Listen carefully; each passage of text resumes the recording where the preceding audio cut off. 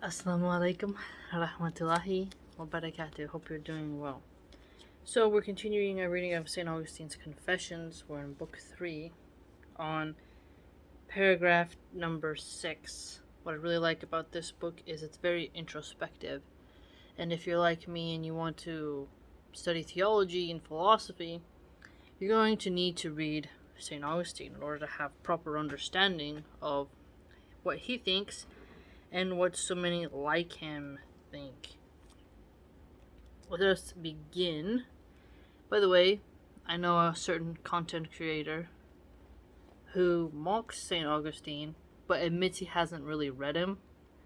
And I always found that particular content creator to be quite abrasive and foolish to mock something he hasn't read.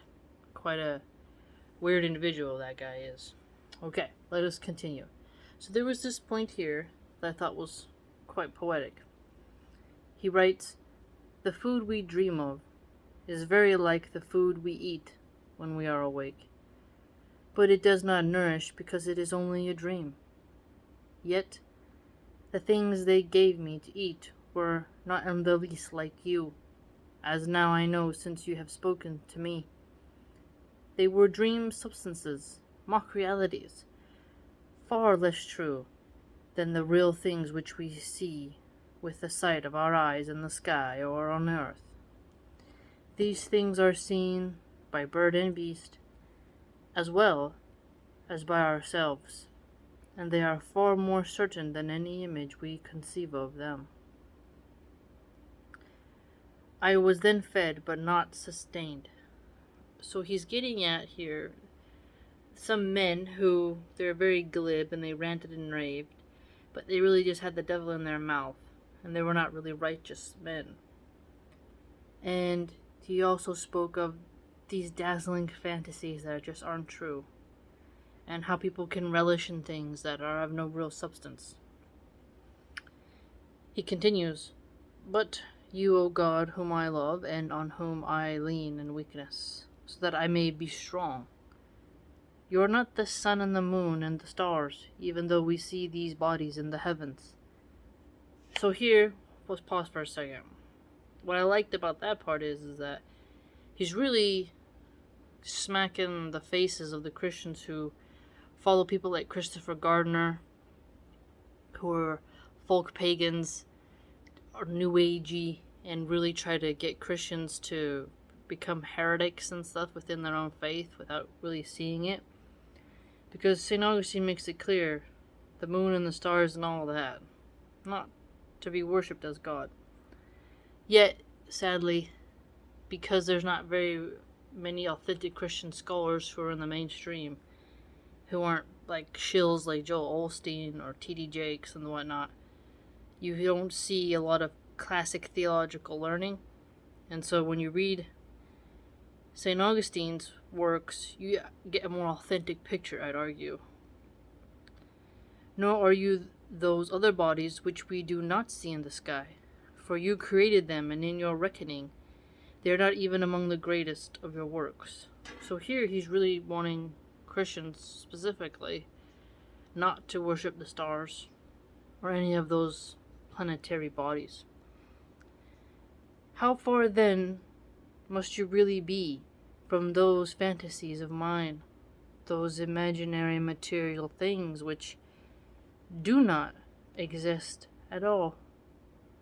The images we form in our mind's eye when we picture things that really do exist are far better founded than these inventions, and the things themselves are still more certain than the images we form of them.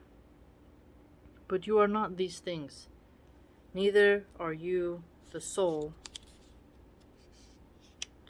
Again, really making it clear for us what he isn't, right? Which is the life of the bodies, and since it gives them life, must be better and more certain than they are of themselves. So he's not the soul within each one of us. "But you are the life of the souls, and the life of lives. You live, O life of my soul, because you are life itself, immutable." Now that's interesting, containing that God is life itself. very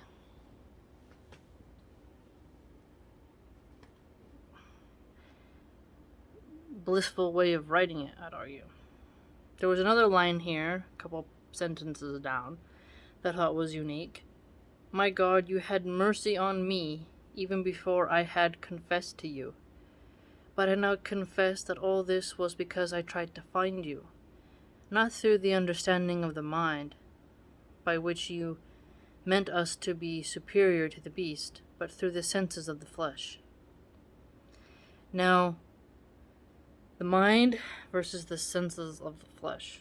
That was a very unique way of thinking, pathways to God, about which will you use and how.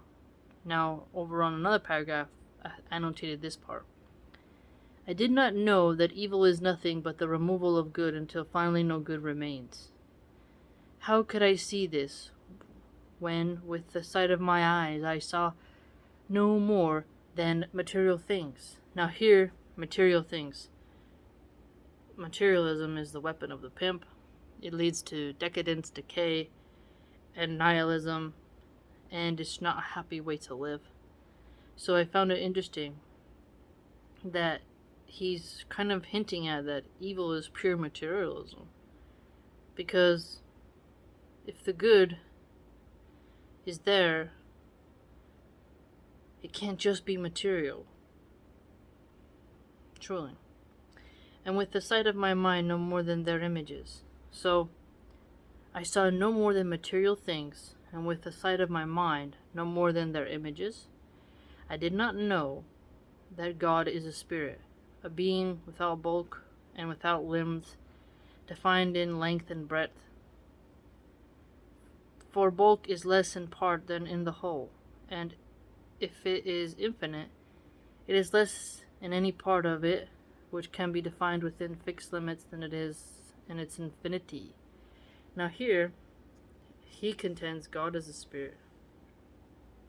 To contrast that later on with how Aquinas puts it. Spirit sounds like a ghost. He believes in the Trinity, so maybe there's something that going on there. Very different than us Muslims. It cannot, therefore, be everywhere entirely whole. That's a different. That's a slippery way to write it, though. As the Spirit is, and as God is, nor had I the least notion what is in us that gives us our being, or what the Scriptures mean when they say that we are made in God's image. So, when they say that, what is in us that gives us our being, our beingness? There's one philosopher on YouTube, Dr. Gregory B. Sadler. I asked him, what do you think about beingness? And he said, there's no such thing as beingness. But yet you'll see the philosophers of the past constantly mention being. And I found it a huge cop-out that he wouldn't answer it. Yet he has so many other informative lectures, but sometimes people don't really want to flex their brain and think about what is our being and what is it linked to. I knew nothing of the true underlying justice with which judges, not according to convention, but according to the truly equitable law of Almighty God. So here you're seeing two forms of law, the law of God and the law of convention. This is the law by which each age and place forms rules of conduct best suited to itself, although the law itself is always and everywhere the same and does not differ from place to place or from age to age. So that sounds a lot like our Sharia law. Try to keep it in the same, no matter the place or age to age. So maybe he was hinting at a theocracy. I did not see that by the sanction of this law, Abraham and Isaac, Jacob, Moses, David, and the others whom God praised were just men, although they have been reckoned sinners by men who are not qualified to judge. For they try them by human standards. That's another important point. And assess all the rights and wrongs of the human race by the measure of their own customs. So, by the measure of their own customs. Reminds me of when we're supposed to refer everything back to the messenger, right? We're supposed to look at the Quran and Sunnah and not just try to weigh it by our own nation's customs. I found that to be quite potent. Now, on the next page here, I annotated, where is it? Right here. What may be done or must be done in one room is forbidden and punished in another. This does not mean that justice is erratic or variable, but that the times over which it presides are not always the same, for it is the nature of time to change. Man's life on earth is short, and he cannot, by his own perception, see the connection between the conditions of earlier times and of other nations, which he has not experienced himself, and those of his own time, which are familiar to him. But when only one individual, one day, or one house is concerned, he can easily see what is suitable for each part of the whole, and for each member of the household, and what must be done, at which times and places. These things he accepts, but with the habits of others' age he finds fault. That's interesting. The habits of the ages before, and that time just proved to be, in and of itself, variable and erratic. That we sometimes don't understand something until we have to go through it. We have to experience it ourselves. And our own perception can sometimes see the conditions of earlier times and sometimes not, right? I found that to be quite unique and true. There's something other here. Okay. Surely, this is number 8.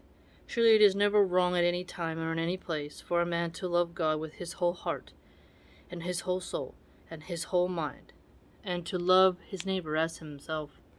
Sins against nature, therefore, like the sin of Sodom, are abominable and deserve punishment wherever and whenever they are committed. So here, very important.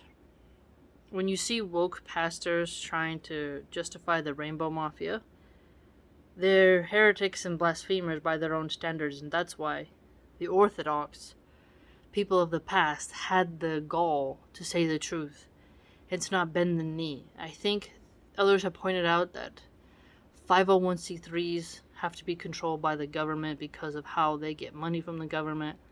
And, people are more and more averse to the truth and kind of want to change their laws.